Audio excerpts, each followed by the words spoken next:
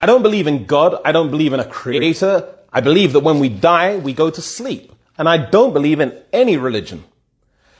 That's exactly what I thought growing up as a young boy in the city of London. So, as I said, I was born in London. I didn't believe in anything growing up. Nothing at all. 16 years old, I was at a party with my friend Simon. Simon said to me after he'd been drinking a bit, Simon, a Christian friend, said, "Don't you think, why are we here? Why have we been created? Just to be like our parents, make money, do business, die, and that's it? There's nothing else? There has to be a reason we're here. Why are we here?" I said, "Simon, be quiet. This is not something I want to think about. We're at a party."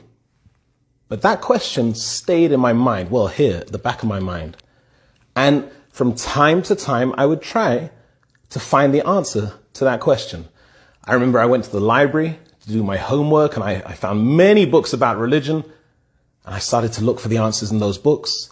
I looked at the books of the Christians, the Jews, the Hindus, the Buddhists, everybody. I didn't find anything for me that gave me the answer to the question, why are we here? Why are we alive? Now, in that library, for whatever reason, there was not a single book about Islam. There was nothing at all. So by about 17 years old, I kind of gave up on that question or finding the answer. One day, I heard some people talking about a place in London, Hyde Park. There's a place called Speaker's Corner where you can go and listen to people talk about their religion. I went there. I was about 17 and a half, I think.